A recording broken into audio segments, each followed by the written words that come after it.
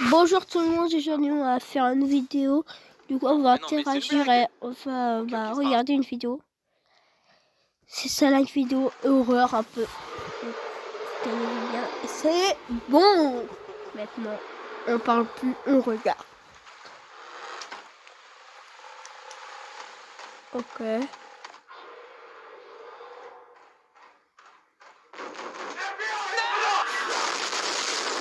Wesh. J'ai laissé le monstre entendre les alertes de mes viewers dans le jeu en temps réel, mais j'aurais jamais dû. Et oui, parce qu'on l'a fait sur The Classroom, un jeu d'horreur style backroom avec 4 niveaux différents et des monstres toujours plus terrifiants. Autant te dire que j'ai vécu un véritable enfer pendant 2 heures, mais je te laisse voir par toi-même.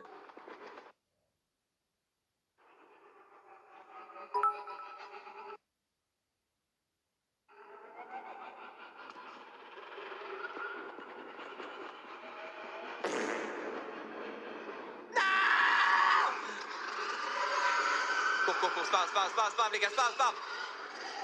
Vite, allez, ils vont s'en sortir, non?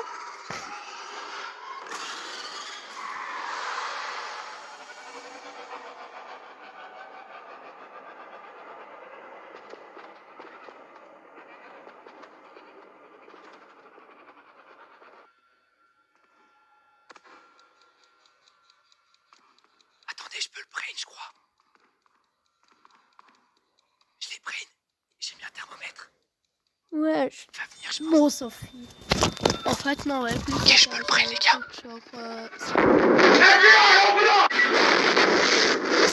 Je connais des trucs qui font 2 milliards de fois plus que sur la pas ici, non, pas toi, pas toi. Oh, c'est tout, ici. Bon, bah, on va être obligé de passer aux choses sérieuses. Square Way. Vous êtes prêts? Parce que normalement, on va regarder une vidéo Squeezie. Eh mais, je me rends compte, c'est pas une vidéo qui fait peur, ça, je me rends compte. Non, je vais dire vidéos Squeezie qui font peur.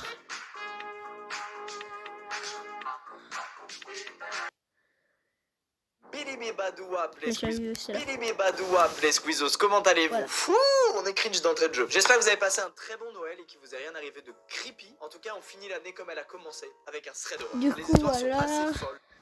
Badoua, appelez Squeezos, comment allez-vous? Fou, on est cringe d'entrée de jeu. J'espère que vous avez passé un très bon Noël et qu'il vous est rien arrivé de creepy. En tout cas, on finit l'année comme elle a commencé, avec un thread d'horreur. Les histoires sont assez folles. Écoute et il y en a et une qui est un peu dans le surnaturel. Enfin, on sait pas Parce trop, et c'est ça que j'aime bien. Habituellement, moi, je suis pas très fan du surnaturel, vous le savez. Et il y en a jamais dans ces threads d'horreur parce qu'on se base sur des témoignages, sur de vraies histoires. Donc, comment prouver qu'un truc est surnaturel ou non? Bah, faut envoyer le grand JD. Voilà, je vais pas l'appeler à chaque fois pour lui demander d'aller vérifier. Donc, généralement, je me tiens à des témoignages très rationnels. Mais là, j'avoue, il y a une histoire, c'est une petite dinguerie. Je me suis dit, il faut que je la raconte. Elle m'a un peu touché. Elle m'a un peu hérissé les poils. On commence avec la première histoire.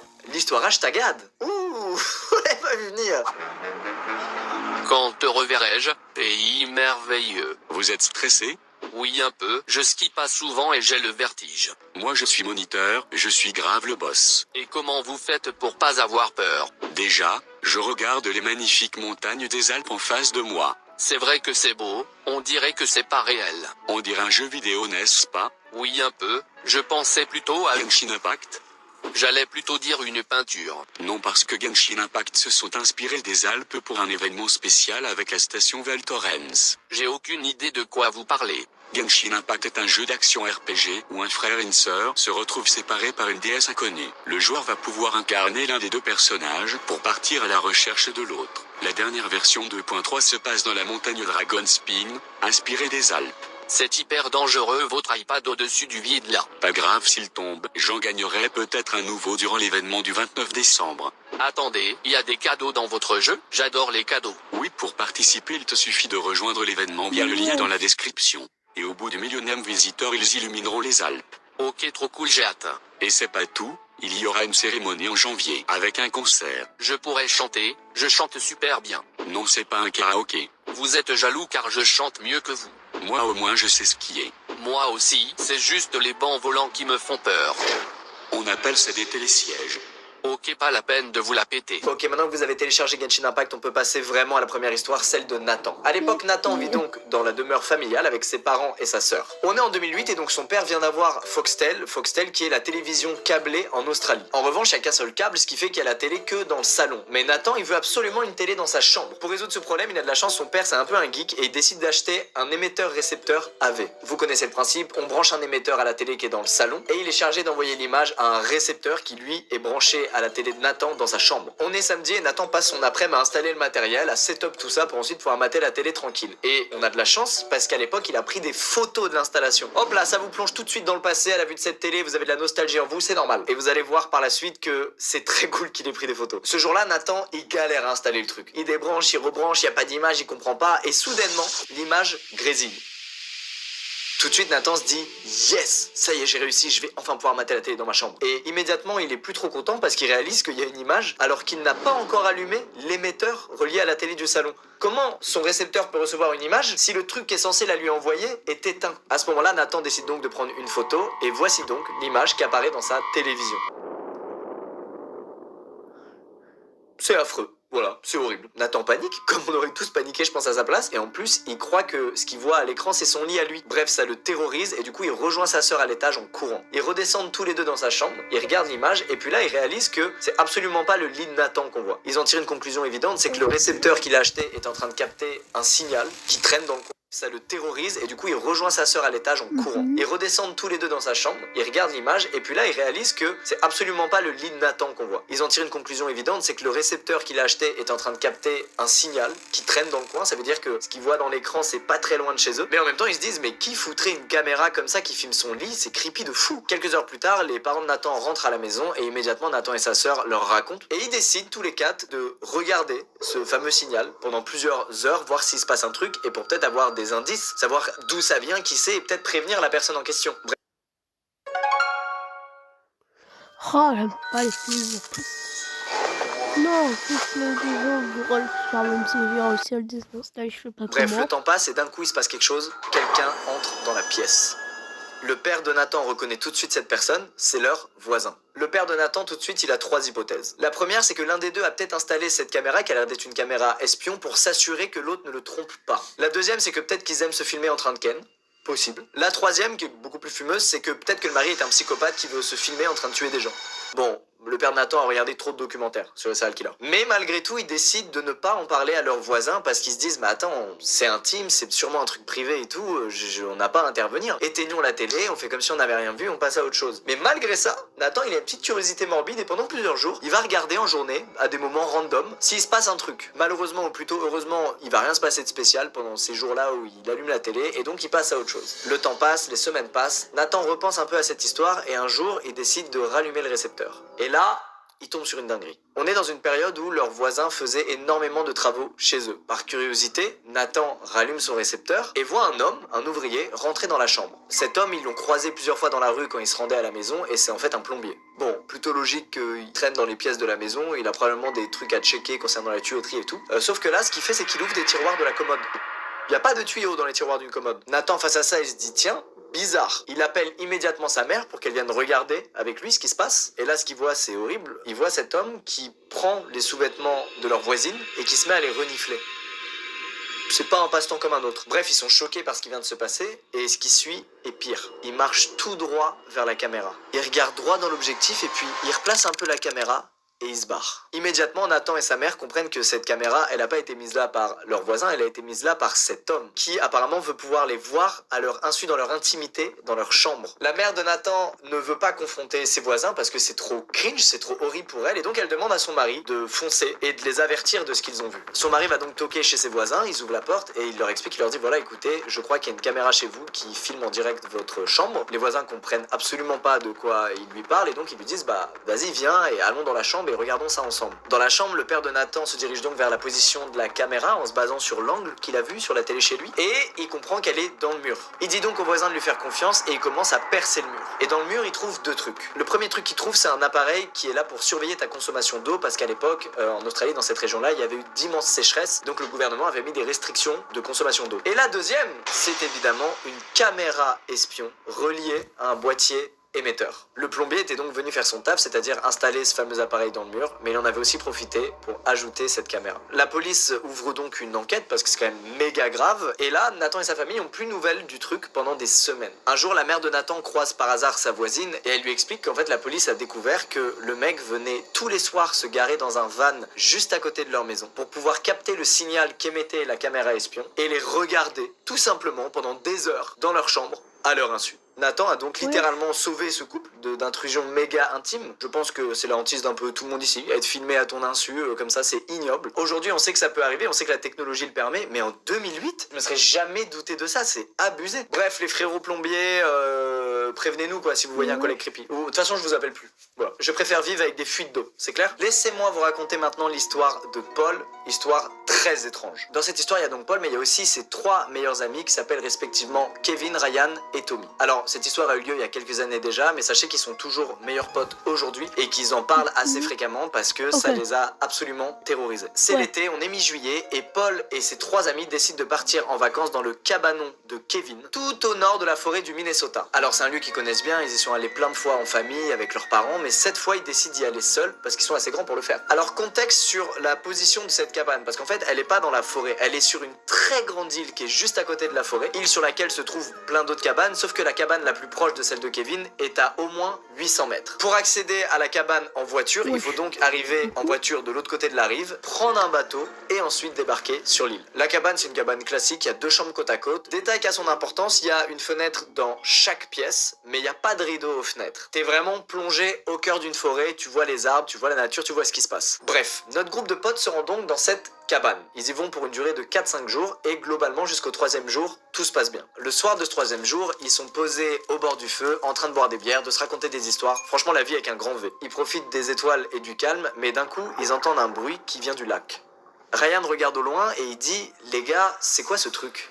Nos 4 amis regardent dans la direction que pointe Ryan du doigt et ils voient ce qui ressemble, d'après les mots de Paul, à une tête qui flotte au milieu du lac. Mais bon, Paul et ses amis restent très pragmatiques, ils se disent bon, on voit pas de fou, le truc est à 100 mètres, c'est probablement un huard. C'est des oiseaux vagabonds nocturnes qui chassent donc très tard et il y en a énormément autour du lac. Bref, petit coup de pression quand même pour notre groupe d'amis qui décide quand même de reprendre la soirée en mode bon, les gars, c'est un oiseau, continuons de boire des bières, amusons-nous, on est stressé pour rien là, on a plus 12 ans. Le temps passe et Paul a envie d'aller aux toilettes, sauf que la salle de bain est déjà prise par l'un de ses amis. Il se lève, il se rapproche du bord du lac pour faire sa petite affaire et en levant les yeux, il revoit au loin cette fameuse tête. Sauf que cette fois, elle est plus à 100 mètres, elle est à 50 mètres. Il retourne en courant voir ses potes et il leur dit « Les mecs, s'il vous plaît, venez avec moi, c'est chelou cette histoire de tête dans l'eau là. » Sauf qu'il est tard, que le feu est en train de s'éteindre, ils sont fatigués, ils se sont déjà pris une fois un coup de pression en voyant tous la tête et donc du coup, ils se disent à Paul « Frérot, viens plutôt, on rentre dans la cabane, on ferme les portes et on se couche quoi, il est tard. » Tout le monde se couche, sauf Paul, qui regarde une dernière fois par la fenêtre voir s'il revoit cette fameuse tête et il est rassuré parce qu'elle n'est plus là. Mais d'un autre côté, il est deg parce que il sait pas ce que c'était, il en a pas eu le cœur net. Ça peut être plein de trucs, mais lui, il a vraiment l'impression que c'était une tête et ça le stresse. Paul ne s'endort pas tout de suite, il a un sommeil pas ouf, et pendant qu'il galère à s'endormir, il entend des bruits de pas qui viennent des marches qui mènent à la cabane. Sauf que le bruit dure 3 minutes, mais que monter les escaliers, ça met 12 secondes. Qu'est-ce que c'est que ce bordel? Après ce qui lui a semblé être une éternité, Paul entend les bruits de pas s'accélérer et partir au loin dans la forêt. Et à ce moment, Ryan sort de sa chambre, regarde Tommy et Paul et leur dit « Les gars, on se casse. » Les 3 amis de Ryan ne comprennent pas ce qui se passe et du coup lui disent « Mec, explique-nous, pourquoi tu veux qu'on se barre ?» Et ce qu'il leur explique ce jour-là, ils s'en souviendront toute leur vie. Il était dans son lit, dos à la fenêtre et il a changé de position pour être plus confort. Il s'est donc retrouvé face à la fenêtre et c'est là qu'il a vu quelqu'un dans le coin supérieur droit de la fenêtre. Quelqu'un qui s'est décalé immédiatement après que Ryan l'ait vu. Nos amis sortent de la cabane, descendent les escaliers et là, ils voient des traces de pas. Les bruits que Paul a entendus plus tôt étaient donc réels, il y avait bel et bien quelqu'un qui était autour de la cabane. Nos amis sprintent jusqu'au bateau, démarrent le moteur et rejoignent l'autre rive. Sur le trajet, Paul a les yeux rivés sur le lac, la cabane, la forêt, les alentours, mais il ne voit rien. Ils atteignent donc la rive, ils rentrent dans leur voiture et au bout de 16 km de route, Ryan fait une énorme crise d'angoisse. Ils appellent donc ses parents qui sont les plus proches de là où ils se trouvent et ils viennent les chercher. Bref, cette nuit-là, vous l'aurez compris, ils ont vécu l'enfer et personne n'a dormi. L'histoire s'arrête là. À ce jour, Paul, il n'est pas capable d'expliquer ce qui s'est passé, il a rien compris. Paul et Ryan ne sont jamais retournés à la cabane. En revanche, Tommy et Kevin, ils sont retournés plusieurs fois avec leurs parents, pas seuls, et ils ont jamais revu quoi que ce soit d'anormal. Paul est pragmatique, il explique qu'il y a plein de gens qui ont une cabane sur cette île et que clairement c'était peut-être une farce. Ou est-ce que cette nuit-là, ils ont bel et bien croisé la route de quelque chose de surnaturel? Quoi qu'il en soit, ils avaient vu quelques bière, ils n'avaient pas pris de drogue ou quoi que ce soit ce soir-là. Et 2 d'entre eux ne s'en sont jamais remis. Bref, c'est une incroyable histoire. C'est tout ce que je déteste. Voilà, fuck les cabanes. Allez, sans transition, on passe à la 3e histoire. C'est celle d'une Française qui s'appelle Amy, qui a 14 ans au moment où elle nous la raconte. Et l'histoire s'est passée quand elle en avait 4. Son histoire, c'est un mix de ses souvenirs à elle, de ce qui s'est passé, parce qu'elle était très jeune, mais elle a quand même quelques souvenirs, et aussi du témoignage de sa mère. Vous allez voir qu'il y a un lien dans cette histoire, et qui, elle, a été traumatisée, autant qu'Amy, par cette affaire, et c'est normal. À l'époque, Amy vit avec ses parents, sans blague, au 2e étage d'un appartement dans une grande ville en bord de mer. Faut savoir que dans les grandes villes, les places en crèche sont rares, et le sont de plus en plus d'ailleurs. Du coup, quand un enfant n'a pas de place en crèche, ses parents soit s'en occupent, soit prennent une nounou. Ça fait donc 3 semaines que Elena s'occupe d'Amy toute la journée parce que ses parents travaillent énormément et qu'elle n'a malheureusement pas eu de place à la crèche. Elena s'occupe très bien d'Amy, elle est très sympa, très douce, et globalement Amy lui fait totalement confiance. Mais, et il y a un mais de taille, depuis quelques jours, les parents d'Amy ont remarqué des bleus sur son corps. Au début, ça ne les a pas alarmés plus que ça. En réalité, on peut avoir des bleus sans pour autant s'être pris un coup. D'ailleurs, selon les personnes, ça varie. Il y en a vraiment qui ont beaucoup de bleus comme ça naturellement, surtout sur les jambes. C'est des trucs de circulation sanguine, bref. Sauf que là, dans le cas d'Amy, les bleus au fil du temps sont de plus en plus nombreux et de plus en plus foncés. Il décide donc de parler des bleus à Elena, qui, globalement, n'apprécie pas du tout. Elle s'énerve, elle hausse le ton, elle leur dit écoutez, j'ai rien à voir avec les bleus, vous m'accusez à tort, vous avez pas honte. Sauf qu'Elena monte tellement dans les tours que les parents d'Amy se disent mais attends, il lui arrive quoi là? Elle est toute gentille et douce habituellement, pourquoi elle pète un câble là? En revanche, l'altercation a eu lieu en début de journée et du coup les parents d'Amy n'ont pas tout de suite dégagé Elena parce qu'ils avaient besoin d'elle pour une toute dernière journée avant de trouver une solution pour faire garder Amy les jours d'après. Ce jour-là, ses parents sont donc allés travailler comme les autres jours en se disant bon bah voilà, Elena va faire une dernière journée et ce soir on la dégage. La journée en question se passe très bien, mais vient le soir. Elena est en train de préparer à manger, mais Amy explique que c'est pas comme d'habitude. Elle a pas l'air dans son état habituel, et à plusieurs reprises, elle l'appelle Anna au lieu de Amy. Bref, Elena a fini de préparer à manger, et donc elle invite Amy à se mettre à table. Amy s'installe, elle est prête à dévorer son repas, et du coin de l'œil, elle aperçoit Elena mettre 3 gélules dans son verre d'eau. Et puis elle lui tend le verre et elle demande à Amy de boire. Évidemment, Amy refuse. Du coup, Elena s'énerve, lui crie dessus, lui dit t'es qu'une sale gosse, je t'ai demandé de boire cette eau, donc tu vas boire cette eau. Amy fond en larmes, Elena continue de lui crier dessus et exige qu'elle boive cette eau. Et puis quelqu'un se met à cogner à la porte d'entrée. Et ce quelqu'un, c'est le père d'Amy qui vient de rentrer du travail, mais qui en mettant sa clé dans la serrure n'a pas réussi à ouvrir sa propre porte d'entrée. Pourquoi? Parce qu'il y a déjà une clé sur la serrure, mais de l'intérieur. En revanche, à travers la porte, le papa d'Amy entend sa fille en larmes et entend les cris d'Elena. Il se met donc à crier, il ordonne à Elena d'ouvrir la porte d'entrée. Immédiatement, Elena arrête de crier sur Amy. Elle se dirige vers la fenêtre du salon et elle saute. Elle saute donc du 2e étage, ce qui est possible sans se blesser si on fait une bonne réception. Et quelques minutes plus tard, le père d'Amy réussit à forcer la porte et rentre rassurer sa fille et la prendre dans ses bras. Lui et sa femme appellent immédiatement la police qui arrive sur les lieux 10 minutes plus tard et qui pose des questions à Amy. Amy qui est incapable de répondre parce qu'elle est traumatisée par ce qui vient de se passer, c'est horrible. Hein. Il commence donc à fouiller l'appartement par sécurité et il tombe sur quelque chose de vraiment pas rassurant. Dans un tiroir de la cuisine, il tombe sur un rouleau de scotch de déménagement, une corde et un couteau qui n'était plus à sa place dans le bloc de couteau de la cuisine. Quelques jours plus tard, la famille d'Amy a des news des policiers puisqu'ils ont arrêté Elena et qu'ils ont résolu l'affaire. En fait, ils ont appelé la chef de l'entreprise où Elena travaillait et cette chef leur a dit écoutez les gars, l'employé dont vous me parlez a été licencié il y a maintenant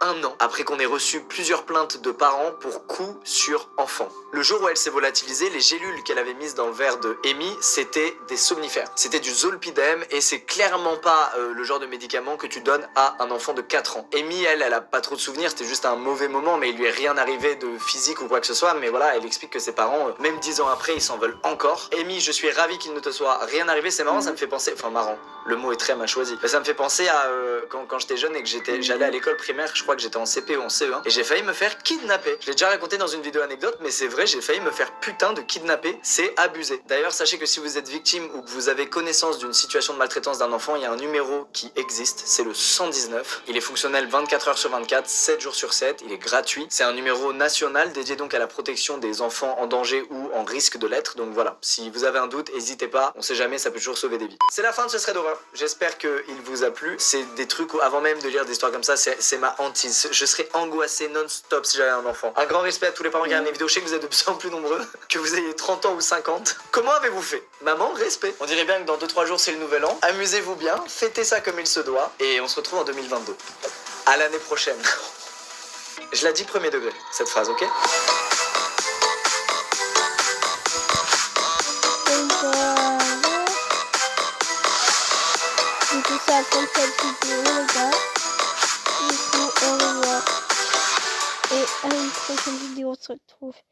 Bye.